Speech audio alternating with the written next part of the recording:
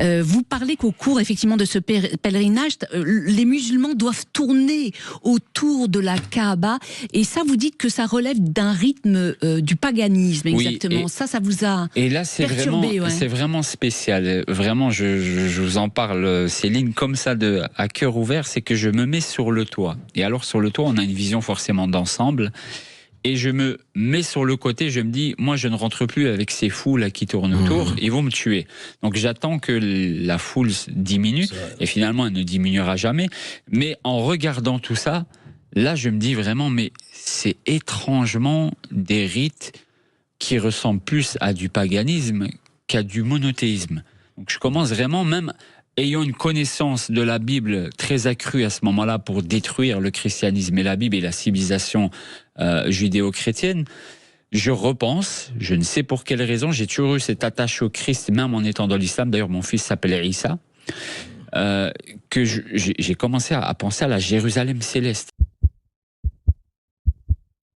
Il y a également le canon éthiopien, qui est également différent. C'est le canon le plus large.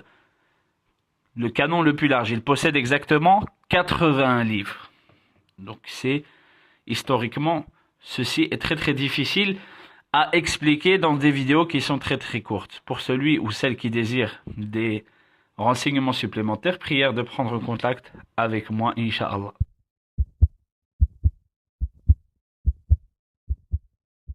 On peut lire à la fin du chapitre 16 du livre des Jubilés un rite d'Abraham. Et Abraham prit des branches de palmier et le fruit de bons arbres, et tournait chaque jour autour de l'autel avec les branches. 7 fois par jour le matin, il louait et remerciait avec joie son Dieu pour toutes choses. Mais en regardant tout ça, là je me dis vraiment, mais c'est étrangement des rites qui ressemblent plus à du paganisme qu'à du monothéisme. Donc je commence vraiment, même ayant une connaissance de la Bible très accrue à ce moment-là pour détruire le christianisme et la Bible et la civilisation judéo-chrétienne.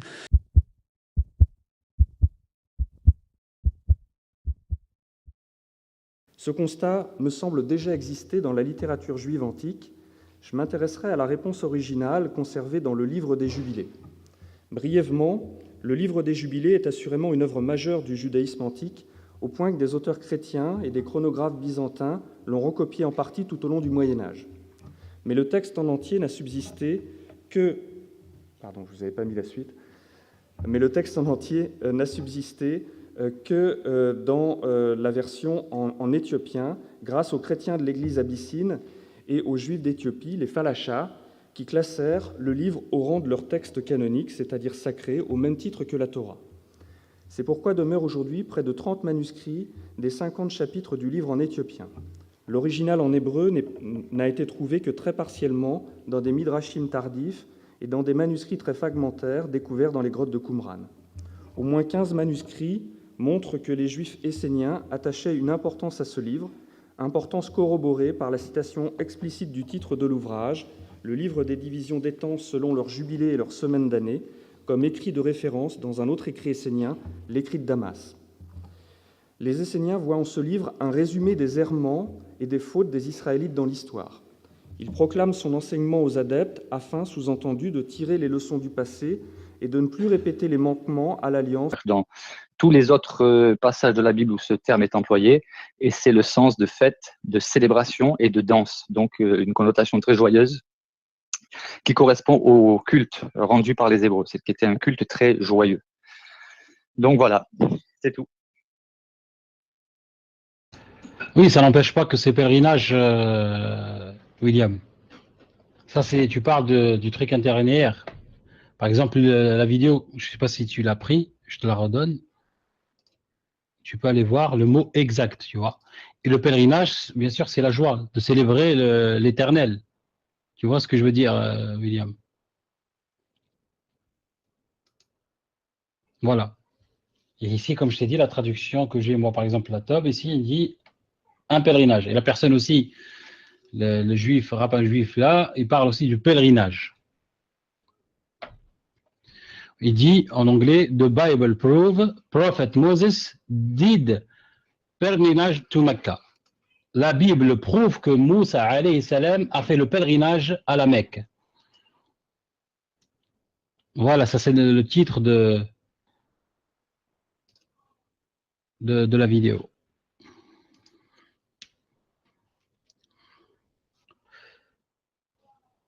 Mais on va dire c'est quelque chose d'intéressant. Ça mérite réflexion et le fait d'approfondir un petit peu la question. Moi, est-ce qu'on m'entend déjà? Est-ce qu'il y a du son? Même sur YouTube aussi. Ok, barakallah fik. La sourate 22 peut être lue différemment. Comment ça, la sourate 22? 27 et suivant ont l'air de concerner l'époque de Nabi sallallahu alayhi wa sallam, Ibrahim alayhi salam. La sourate 27. Tu parles de la sourate 27? Remets la sourate 27, Orti. Non, tu te trompes, Harry. Sourate 22, oui, le verset 27. Pas la sourate 27. Le verset 27. Attends, je vais te dire de suite. Ouais, oui, alors.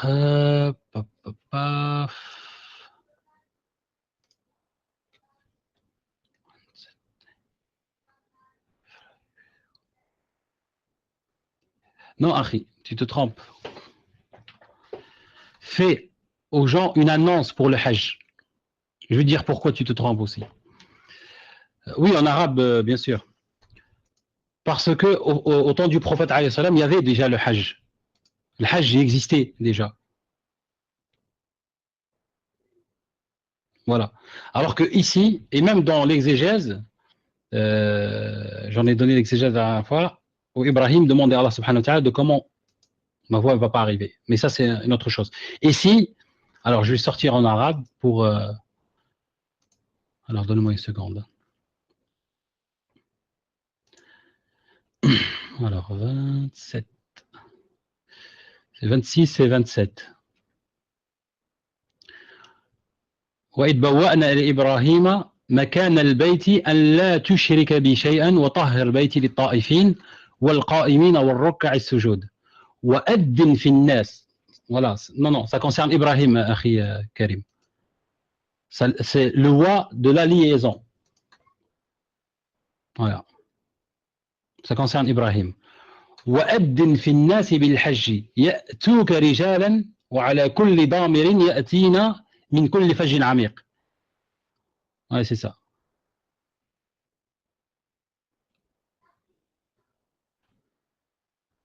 Ouais. Ça concerne Ibrahim alayhi salam. À toi le micro, c'est à moi.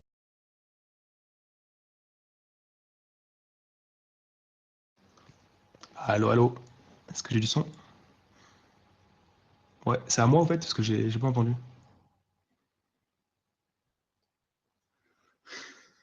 Boys, c'est à moi? Ouais. Non, c'est à moi de prendre le micro ou pas? Parce que je vois pas en fait sur téléphone. Ouais, ok, ça va. Non, je vais t'expliquer pourquoi je te fais cette remarque. En fait, le verset 26 et 27 concerne, le verset 26 concerne Ibrahim, paix sur lui. Par contre, je ne suis pas convaincu que le verset 27, 28, 29 et suivant concerne l'époque d'Ibrahim. Je vais t'expliquer pourquoi. Le appel, même s'il y a le wa, etc., c'est pas forcément un wa de coordination, mais regarde, appelle les gens au pèlerinage, etc. Regarde, si tu es au verset 29, c'est toujours le même. Regarde, on continue en fait. Appelle les gens au pèlerinage, ensuite pour témoigner des avantages qui leur ont été faits, puis s'ils mettent fin à leurs interdits, mais regarde ce qui est marqué à la fin, Bil Beitil Atiq. Donc ça veut dire de la maison ancienne. Si c'est Ibrahim qui vient de la construire, ça ne peut pas être quelque chose de très ancien. Ça peut être que au temps de Nabi sallallahu alayhi wa sallam. Et je dis ça comme ça, tu vois. Moi, c'est comme ça que je comprends la chose. Hein. Bah, personnellement, moi, quand je lis ça, en fait, ça s'adresserait en fait au prophète de l'islam. En fait, il y a le khabar qu'on a donné, que Abraham il a construit cette chose-là, et juste après, eh ben, ça concerne, si on regarde bien tous les versets d'après, ça ne concerne que l'époque de Nabi sallallahu alayhi wa sallam. Après, je peux me tromper, hein, bien évidemment, mais de ma lecture de ce que je fais, Je vois pas pourquoi on parlerait d'une maison ancienne si ça parle de l'époque d'Abraham, alors que c'est Abraham qui l'a construit à la fin de sa vie avec son fils. Il y aurait un anachronisme flagrant, en fait. Voilà, frérot. Salam alaikum wa rahmatullahi wa barakatuh. Est-ce qu'on m'entend? Non, je suis pas d'accord sur ça, Akhi, parce que dans le Coran, par exemple, Allah subhanahu wa ta'ala, par exemple, il parle d'une chose et directement il l'enchaîne avec autre chose, soit qui a à voir avec la situation, soit en continuité. Ça, tu le sais, je vais pas te... Ça, on est d'accord. Oui, c'est partout dans le Coran, ça, on est d'accord. Mais ici, à la lecture, c'est vraiment ce que Allah a révélé à Ibrahim. Quand je lis وإذا بوأنا لإبراهيم مكان البيت أن لا تشرك بي شيئا وطهر بيتي للطائفين والقائمين والركع السجود وأذن في الناس. Ici, quand tu le lis vraiment en arabe, c'est vraiment, ça parle à Ibrahim, ça ne parle pas au prophète alayhi salatu wassalam, du tout. Ça, c'est la première des choses. D'accord? La deuxième des choses, c'est que au temps du prophète alayhi salam, Al-Hajj, il était déjà présent. Ça, c'est la deuxième des choses. La troisième des choses, c'est que il faut que tu sais que le prophète alayhi salatu wassalam et les compagnons ne pouvaient pas faire le pèlerinage. On est d'accord?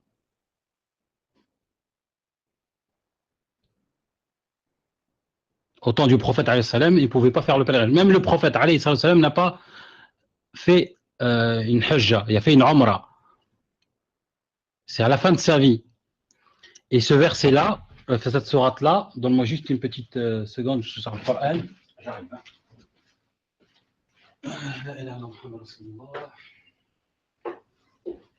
Voilà. Astaghfirullah. Alors.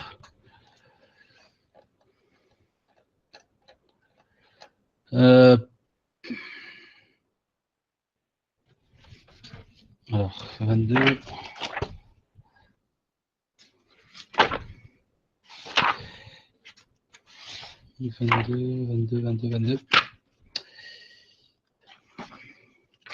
Donne-moi une petite seconde. Voilà, Surat al-Hajj.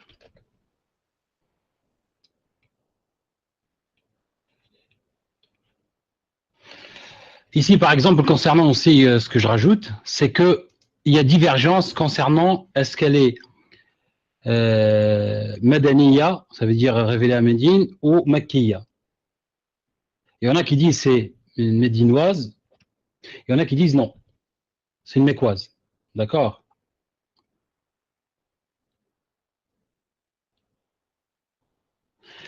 Voilà. Et aussi, je vais juste vérifier un verset, mais en la lecture en arabe, enfin en lisant le Coran, pas la traduction, directement. Et même quand tu regarderas dans les exégèses, je vais voir là, ça parle à Ibrahim alayhi salam. Je cherche juste, attends. Je vais te dire. Paf, paf, paf. Maintenant, j'ai oublié le verset où. C'était quoi? C'est 31 peut-être? 31. C'était quoi le numéro du verset? Je l'ai mis dans la vidéo, j'ai oublié. Ouais, Inch'Allah. Le numéro du verset dans Surat al-Hajj où Allah demande au prophète Mohammed alayhi salam de les informer de la construction de la Kaaba. J'ai oublié, subhanallah, j'en ai parlé dans la vidéo.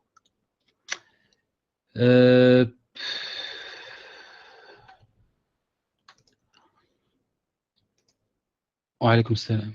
Alors.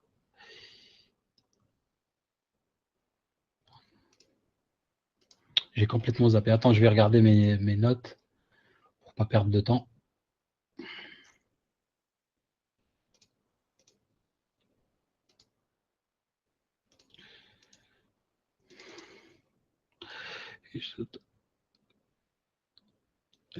Comment ça? À moi, Karim? C'est à moi que Ah, ok. Alors, je regarde mes notes. Ouais. Ah oui, voilà.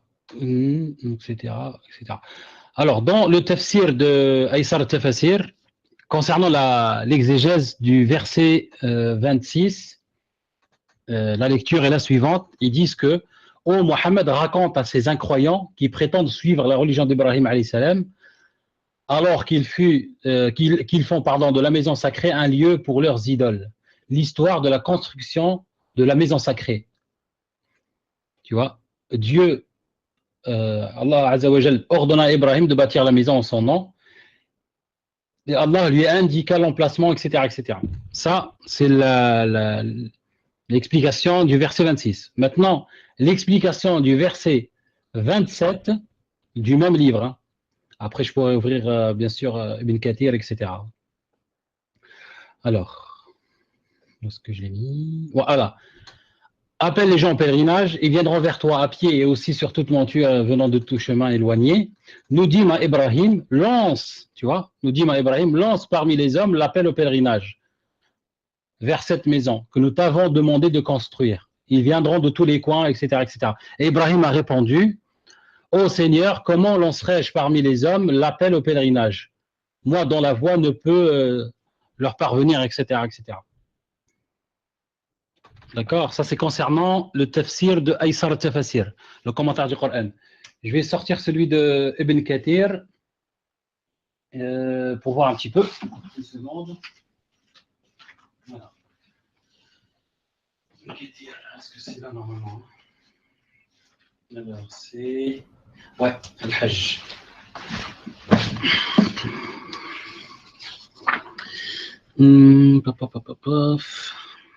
Al-Hajj 198. Comme ils disent, les frites moules sont 78 ou 98, ouais, 98.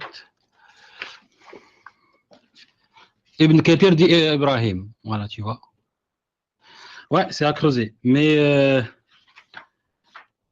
je vais voir quand même avec Ibn Kathir ce que j'ai ici.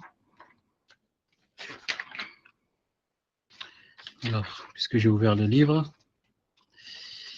Voilà, ici par exemple, voilà, c'est bon. L'endroit, etc. Ça c'est rien, c'est bon. Bâtir. Ouais, il parle toujours d'Ibrahim alayhi salam. Ouais. Le docteur de pèlerinage fait ado de mon. Ouais, ouais. Ouais. Prière pour midi.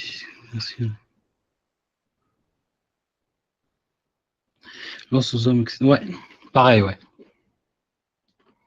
Pour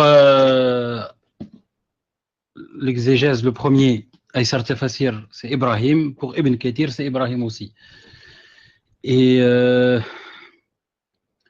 alors ici, je vais regarder juste.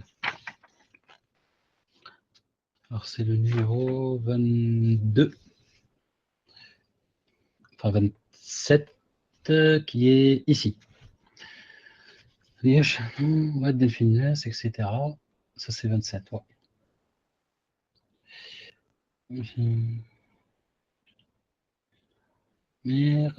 طهر بيتي etc. طهر بيتي مثلا. Attends. Je vais faire une petite vérification. إبراهيم كان بيتي أن يشرك به شيء وطهر بيتي للطائفين والقائمين والركع السجود وأذن في الناس. Ouais, c'est ça, ouais. أذن في الناس نادى فيهم داعيا إياهم من الحج إلى بيته تعالى رجال يشهدون منافع الدنيا etc. أسباب النزول. Ouais, ici par exemple, je suis en train de lire dans التفسير الموضوع للحافظ المتقن, c'est Ibrahim aussi alayhi salam. Oui, du point de vue grammatical, là je suis d'accord avec toi, la lectrice. Il parle de Ibrahim. Pour moi, il n'y a pas de discussion. Mais comme il a dit Karim, on creuse, Inch'Allah. Mais c'est intéressant. Ouais.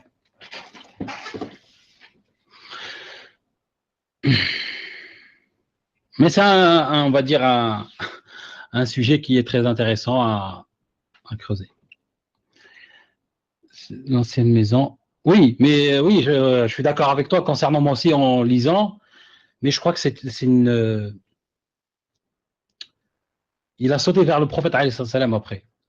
C'est au départ, Allah subhanahu wa ta'ala révèle au prophète Mohammed alayhi salam la construction de la Kaaba. Tu vois. Al-Atiq. Est-ce que moi, je n'ai pas encore lisan al-Arab ici. Est-ce que tu l'as avec toi, Orti? Oui. Est-ce que tu peux regarder Al-Atiq? C'est vrai, c'est un très bon point. Ouais. Barakallahu fik, Orti, oui. C'est vrai que la traduction, elle donne maison antique, mais ça pourrait signifier autre chose. Hein. Al-Atiq, ça pourrait signifier autre chose. Peut-être la maison sacrée. Oui, bien sûr, tout le sens, bien sûr. On fait le tour, Inch'Allah. Alors, la commission invitée, je trouve plus le salon, il n'appellera plus. Ok. Il y a William qui a perdu le fil de la room, il n'arrive pas à revenir. On va réinviter. Alors, où est-ce qu'il est, William? Voilà, c'est bon. Parce que je regarde pas tout le temps les trucs. C'est quoi, Orti? Vas-y, dis-moi. Est-ce que tu as trouvé? Maison sacrée. Ah, ok. Moi, je crois que tu avais trouvé.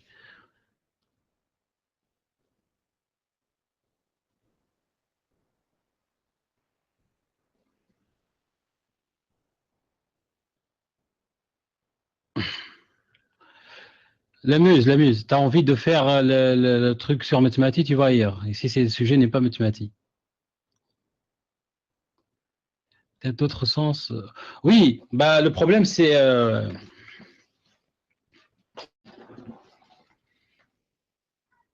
c'est les mots qui sont utilisés, c'est quoi? Il faut revenir à, on va dire déjà, à la racine du mot et suivre un petit peu.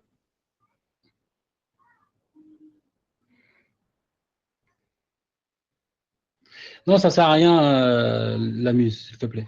Évite, ça sert strictement à rien.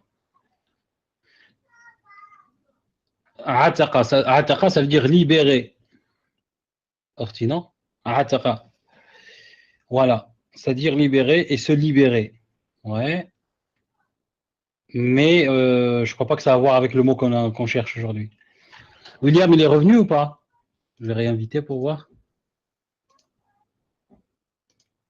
Ah, non, il n'est pas revenu. Traduction, elles sont toutes fois. Ah oui, c'est incroyable. C'est incroyable concernant les traductions. Hein. Attends, je vais voir que, soi-disant, la nouvelle traduction de le Coran, qu'est-ce que ça dit? Alors.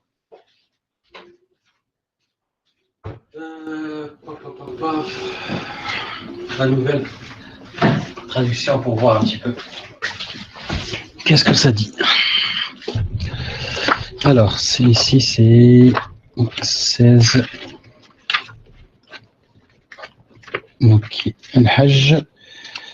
Parce que Al-Hajj, le verset. C'est le numéro déjà. Ouais, 29. 29. Oui, ici, ils l'ont traduit antique aussi. Hein. Alors, je regarde temple antique, la Kaaba. Temple antique, après le sacrifice, le pèlerinage est pratiquement fini. Ouais, temple antique, ils disent. Dans la nouvelle traduction. Hein. نخل معروف والعتيق فحل من النخل. Ouais. Est-ce que tu peux, Orti, aller directement? Je crois qu'il va parler de la Kaaba hein, dans cette explication, je crois. Hein.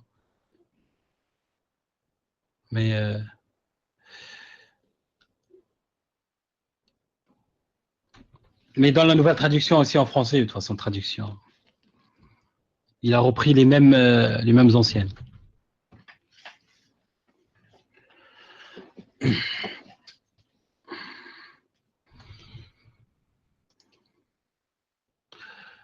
Ah, t'as peur de rater quelque chose?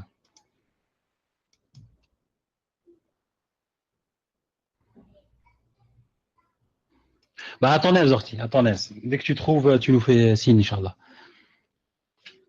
Moi, je reçois le lycée arabe que la semaine prochaine.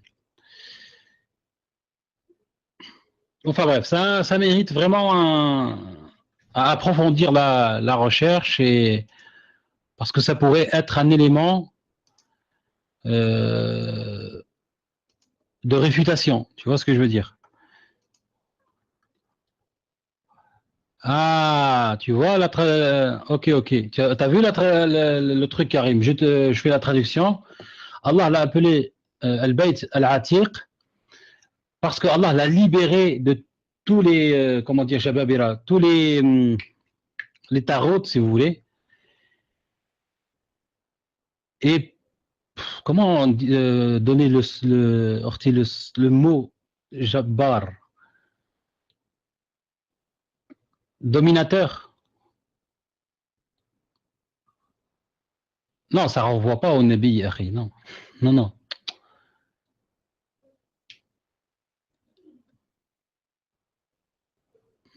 Non, il parle de tout temps, Akhi. Il ne parle pas d'idole ici. On ne parle pas d'idole ici.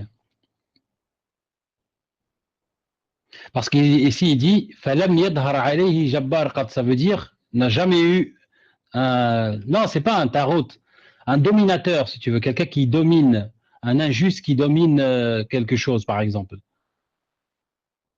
Quelqu'un d'injuste qui domine, si tu veux. Un tyran, voilà. Alors ici, j'invite encore William, je crois qu'il y a des problèmes, lui. Une seconde.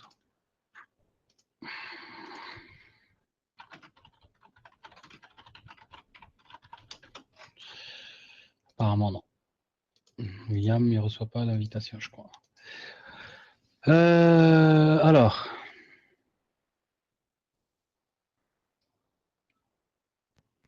Non, entendu pour Ibrahim alayhi salam, même de Ismaël alayhi salam, il n'y avait pas les idoles. Non. Mais comme j'ai dit que cette histoire de Al-Bayt Al-Atiq, pour moi, ne rentre pas en compte concernant le verset 27.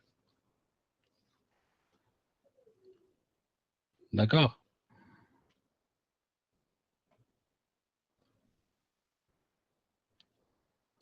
Parce que ici, comme si tu suis par exemple le verset 30, ذلك ومن يعظم حرمات الله فهو خير له عند ربه وأحلت لكم الأنعام إلا ما يتلى. Là, ça revient vers les musulmans. Ouais, cette semaine, Inch'Allah. Oui, tu as raison, oui. Il faut faire un long travail, Inch'Allah. Mais c'est intéressant. C'est intéressant. Moi, du 27 au 30, et plus parle du temps du Nabi. Ouais, peut-être. Pour moi, non. Jusqu'à preuve du contraire, bien sûr. Parce que ici, déjà le prophète n'a pas fait cette chose-là. Le prophète n'a pas fait cette chose-là. Le pèlerinage existait déjà. Non, il n'a pas fait ça, Akhi. Le pèlerinage, il existait déjà. Le prophète faisait le pèlerinage quand il était à la Mecque, avant même on va dire l'ordonnance de faire le pèlerinage comme on le fait aujourd'hui. Ah, aussi Orti, oui. Barakallah fik Orti. Wa alaykoum salam, Lina. Haykallah. Tu vois, mais le prophète n'a pas, je veux dire, quand je dis n'a pas appelé dans ce sens de ce verset-là, il n'a pas inventé le pèlerinage. Ça veut dire il n'y a pas, comme si le pèlerinage venait d'exister. Non, C'est que le pèlerinage, il était là depuis des siècles. Tu vois où je veux en venir, Karim? Le pèlerinage était là depuis des siècles. Et ici, en lisant le verset, pour moi, ça sonne comme la première fois. وَأَدِّنْ فِي النَّاسِ بِالْحَجِّ يَأْتُوكَ رِجَالًا وَعَلَى كُلِّ ضَامِرٍ يَأْتِينَ مِنْ كُلِّ فَجٍّ عَمِيقٍ. Pour moi, c'est le début. Mais comme tu l'as dit, il faut, Inch'Allah, approfondir la question. Voilà. Et c'est bien parce que ça, je vais te dire pourquoi. Et je regrette que William n'est pas là. Hein. Je regrette que William n'est pas là parce que la dernière fois, il m'a dit « Ouais, mais vous aussi, vous avez des divergences. » Nous, on n'a pas de divergence dans l'islam. On a des points de vue concernant des choses qui ne sont pas la base de l'islam. C'est ça que c'est intéressant qu'on en a parlé aujourd'hui, parce que le fait que ça soit à Ibrahim ou le fait que ça soit à Mohammed Ali salatu wassalam, ne va pas changer notre pratique, même ne va rien changer pour nous. C'est juste que voilà, on essaye d'approfondir